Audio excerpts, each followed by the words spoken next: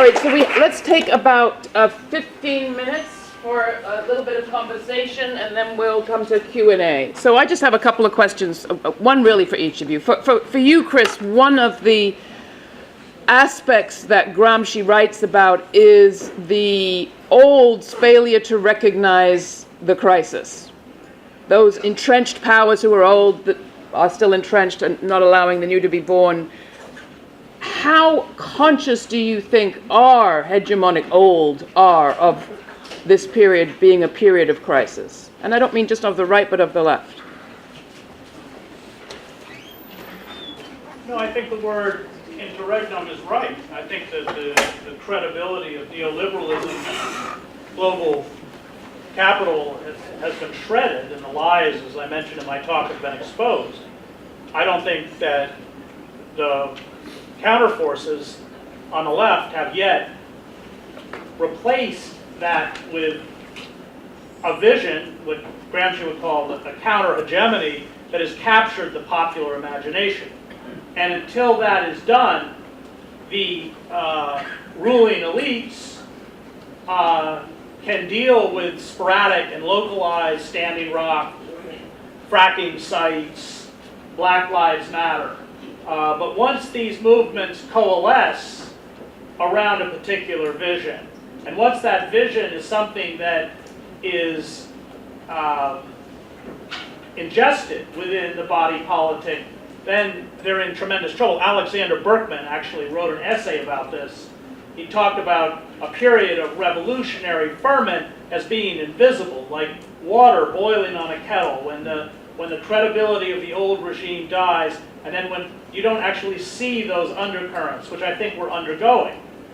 That, as Gramsci well understood, doesn't mean that we won't be able to blunt the forces of fascism. It may be that fascism will, and of course the mass media has created fertile ground. Trump, of course, is the symptom, not the disease. He is a creation of the mass media, quite literally, in terms of the 12 years he spent on The Apprentice, where he became this fictional financial titan. And then because of the primacy of profit over news, he was given lavish coverage, 23 times the coverage on CNN than Bernie Sanders. They spent more time on Trump's empty podium waiting for him to come out and speak. And CNN last year had its highest profits ever, and this year is set to increase even those profits. And so there is a deep collusion in this kind of burlesque, this political theater that's been created that is symptomatic of a fascist, proto-fascist, authoritarian society. So however much, you read the New York Times magazine piece on Zucker, he consciously models CNN off of ESPN. He says this, it's like a sports contest. And so you have Van Jones on one side, and they go out and find some Yahoo who lives in some town in Pennsylvania, literally, to defend Trump. But it's quite frightening. So we're talking about systems. But do you think part of the rise of Trump has to do with liberals and Democrats' failure to recognize a crisis that was happening? It has to do less recognize a crisis. You can watch Hillary Clinton every day. The utter obtuseness of a Democratic Party leader to recognize why she lost, which was because the Democratic Party betrayed working men and women, had nothing to do with Comey or Russia. I mean, not that those aren't elements, but that's not why she lost. And I think that it's worse than that. It's the bankruptcy of the liberal class, beginning in particular with the Clintons, when they continued to speak in that feel-your-pain language of liberalism while selling out working men and women on behalf of corporate interests. And Clinton did as much damage as anyone, starting with NAFTA, deregulation of the FCC, destruction of welfare. 70% of the original recipients were children. Glass-Steagall, the explosion of our prison population, that all came out of Clinton. And that game's up. It doesn't work anymore. And so we are in a very tenuous and frightening position. Trump really represents the naked kleptocracy. The kleptocracy was there, but it had the patina or the facade, the democratic facade. And so it's kind of the late Roman Empire where we're getting Commodus and Nero and Caligula, who just steal out in the open, and they steal out. This is what Trump has instilled, not just for his family. Of course, his family will become even richer than it is. But look at Betsy DeVos or Mnuchin or any of these figures. It's just about theft, and they can do it in the open because we're so weak. So to you, Rick, I'm curious about this. How hegemonic is our hegemony? I mean, because every week on your radio program, you cover, among other things, alternative models of organizing, things that are happening not unlike the fiat worker takeover from time to time. You know, when it comes to this experimentation or praxis that Gramsci talked about, where would you say we are on the dial? Well, to answer and also to pick up on Chris, for me, watching the spectacle entails both the parties. This is a lovely arrangement in this country. Each party basically maintains the same system, does it while ripping off the mass of people. Over the period of 4 or 8 years, the mass of people gets it to some degree, and then goes through this absurd ritual of voting for the other party, which comes in promising to undo what was just done, then does it again, pissing everybody off, who then votes in the next alteration of these two parties. The hegemony lies in making that the nature of politics, making the debate be between these two who have the same agenda with some slight variations, which are important. But by the way, making those other issues important is another way, and that contradiction has to be faced, of making the system question disappear. So we're going to get all excited about whether some people are burning a flag, or whether what is going on in Syria is more describable this way or that way, whether the fights, to pick more urgent issues, are about abortion or about immigration. However you play these issues, one of the side effects is to make the underlying system, which both parties reinforce, off the agenda, out of the consciousness. That's our job. We have to put that back on the front burner, and then we have to do what neither of those parties can do, which is to offer something that can attract people, that can actually begin to be thought of as a new direction. And we have that now in the United States. It's embryonic, it's weak. I find most exciting, which some of you I'm sure have picked it up by now, this notion that the cooperative, whether it be in a credit union on the most moderate scale, or in a community that has its own little currency so that they can share a little bit, or whether it's in the worker co-op movement, or in any of these are the beginnings, if they be recognized for what they are, of an alternative vision of how to organize an economic system so that it might be part of something politically and culturally liberating, and therefore a focus, something people could begin to develop an interest in, with all the cultural and political. That has to be offered. And if we do that and do it well, we'll win, because the Democrats have nothing. All the Democrats are going to do is say, in the next few years, we're not like that. We're not as bad as that. So that was the campaign this last time. I'm not. She said she's not as bad as him, and he said he's not as bad as her. And they appealed to the people, and people chose.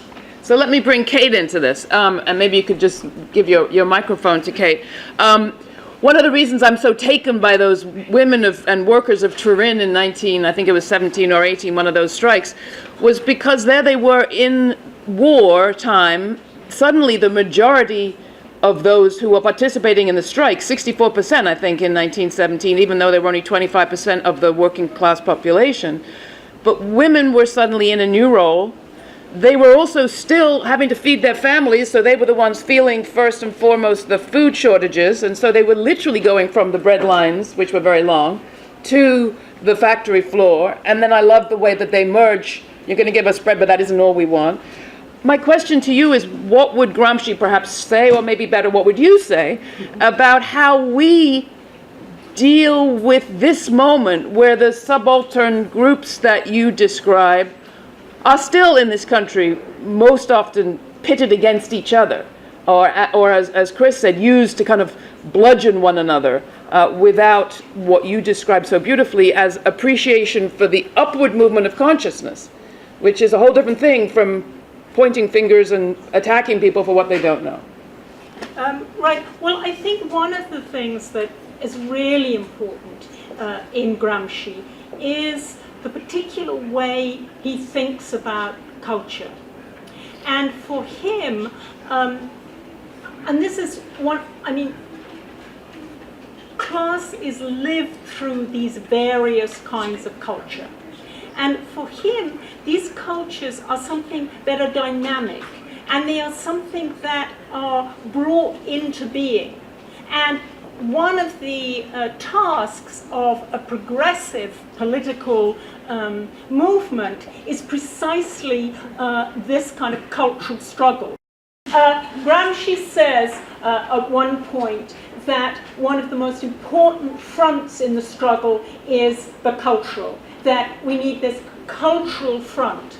And what this means, what he means by this, I think, is precisely what elsewhere he called a war of position, which is where there is this need to create new understandings, go back to Piketty, of what's just and what's not, and how the world works. And I think one of the most depressing things for me about the current moment is the kind of atrophy and shrinking of the kind of cultural spaces where these more progressive narratives and new narratives can emerge, be nurtured, and distributed. And I think this is, I mean, a very obvious example is the decline of the union movement. I mean, these were, and we all know unions had their problems with kind of racism, with gender, etc., but nonetheless, they did represent, however imperfectly, certain kinds of spaces where different ways of thinking about how the world is organized, should be organized, could be organized. And I think that this is something that Gramsci, why Gramsci is so, puts so much emphasis on culture in the prison notebooks, is precisely thinking about how to escape the kind of mind-forged manacles of the existing hegemony and being able to imagine an alternative reality. There is a wonderful quote where he says, even when the subaltern resists, they do so anxiously. And it's that kind of anxiousness that I think it's so important to find these kind of powerful and persuasive narratives that do operate not merely at an intellectual level, but at a sort of visceral, emotional level, to find those and to spread them, I guess.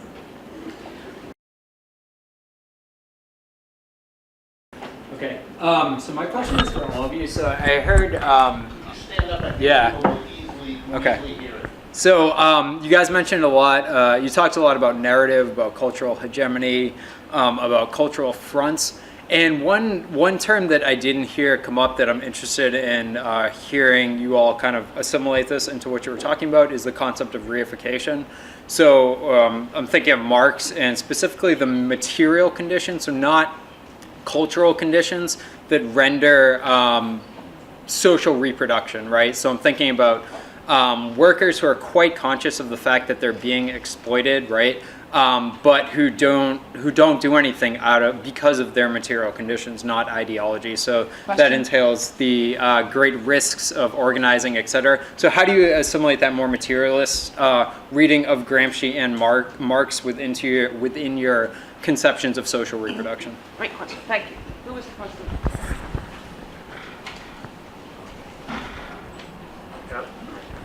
First off, thank you so much.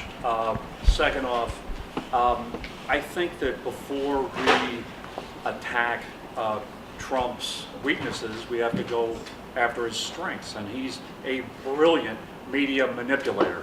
You say two words, you say Trump's tweets, and immediately you get a little laugh or a giggle. However, the intellectual will say, hey, this is ridiculous, but Trump is saying, I'm speaking to you. I'm talking to you. And look at these intellectuals questioning why I'm even talking to you. So how do we acknowledge that Trump does have his strengths, and then go after his weaknesses? Thank you. So either of you want to respond to either of those three questions? Palestine up front, we should look at more. What about reification in the more economist perspective? Well, since I've got the mic, should I just start off and then... What Trump does well. Yeah, I think the Palestinians, I think that's a very good example, and that is indeed a kind of site where there is an opportunity for a sort of a different understanding of the world to emerge. And I think I'm glad you raised the question of the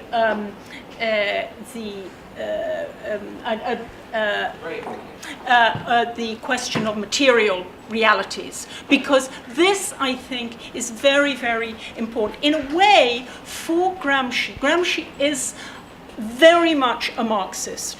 And he takes it as read that sort of, as Marx and Engels said, the how people make their living, how people, the sort of material conditions of people's lives shapes but not determines how they see the world, but only in a mediated way, in quite a complicated way.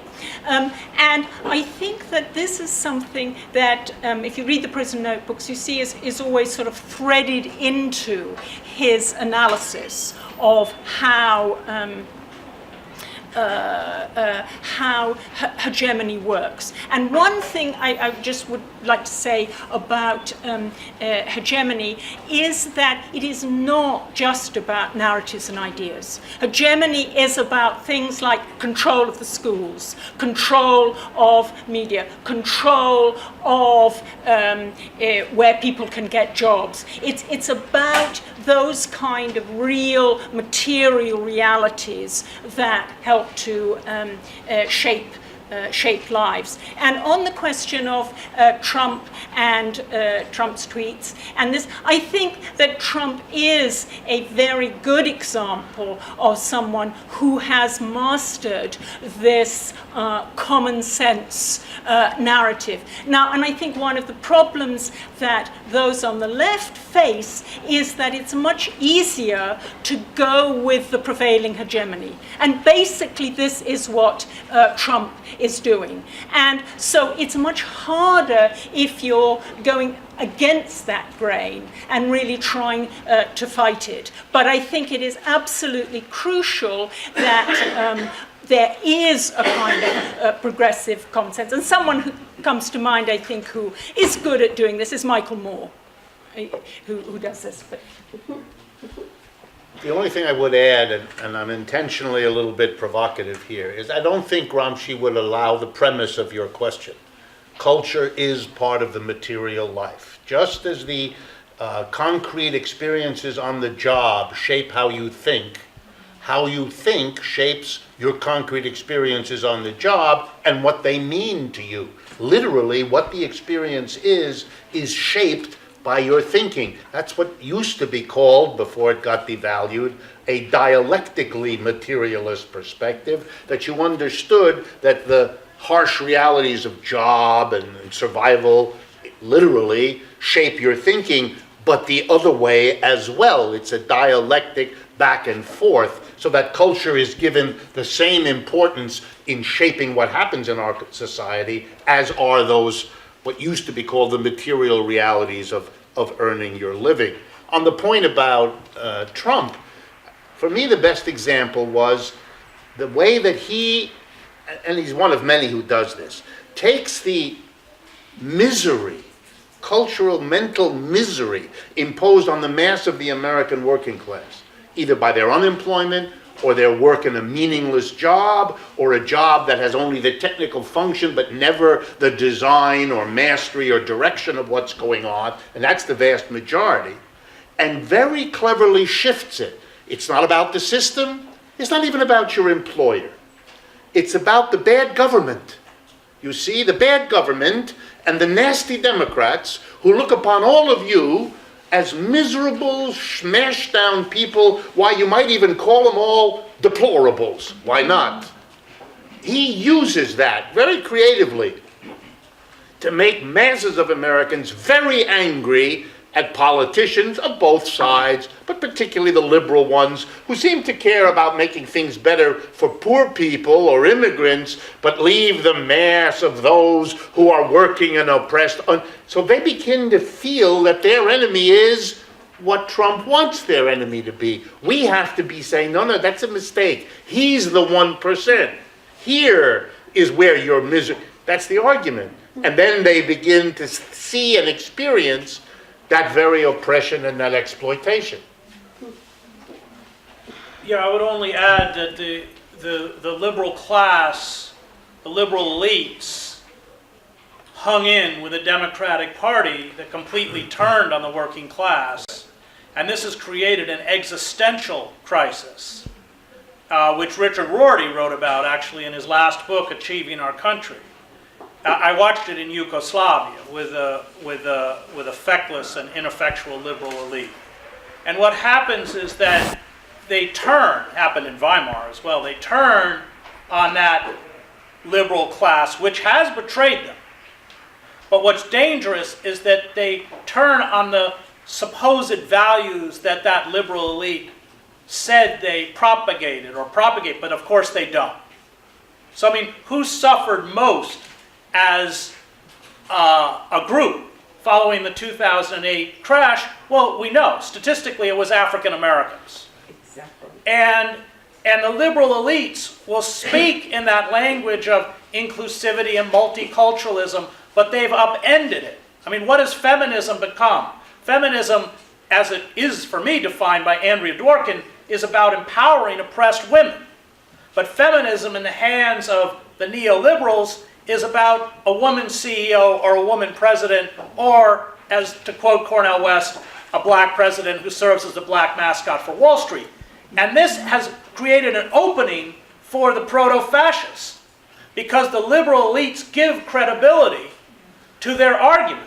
And the argument is, you've been disempowered and disenfranchised at the expense of minorities and GBLT people, but it's not true. Statistically, it's not true.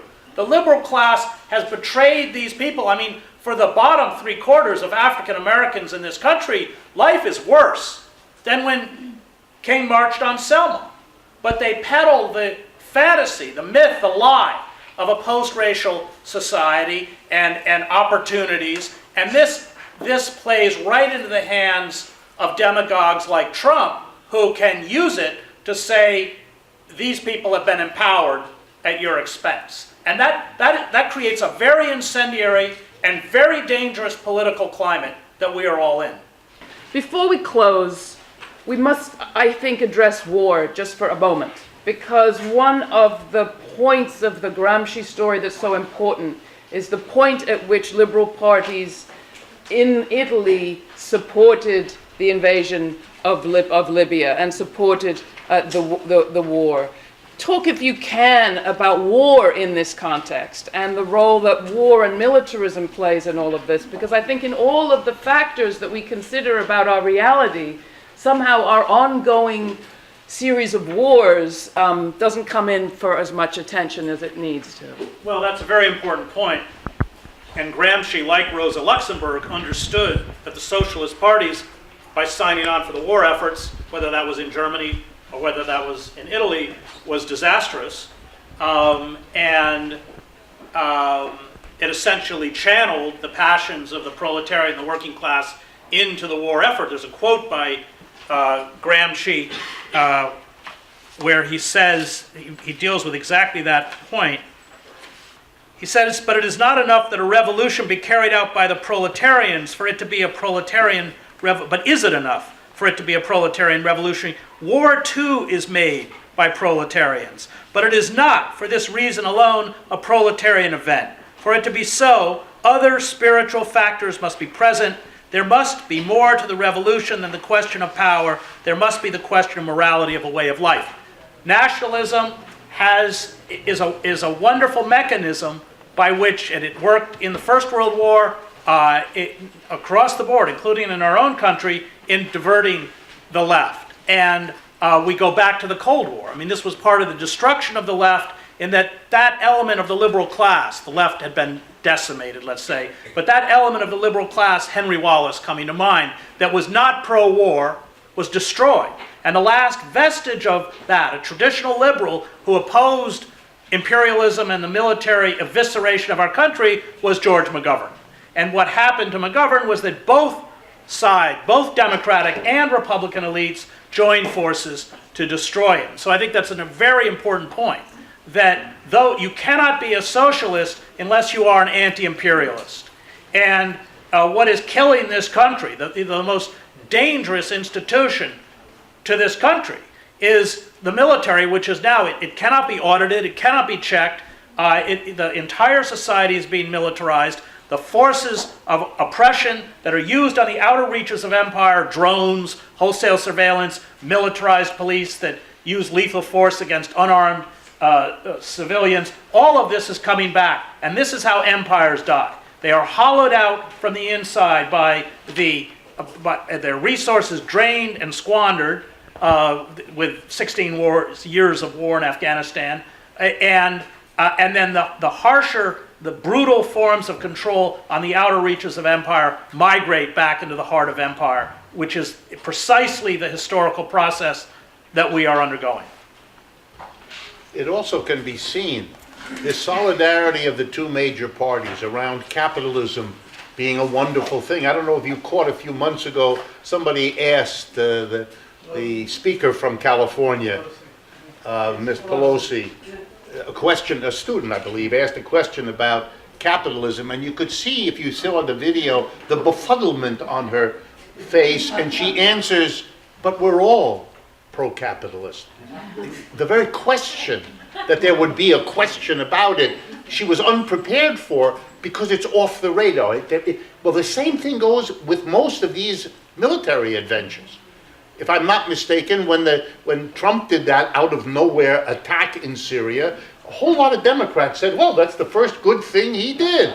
Because they had to, including, I believe, Mrs. Clinton, they had to do it. And the first thing that Mr. Trump did, where he didn't get too much flack, was to give another $60 billion to the military.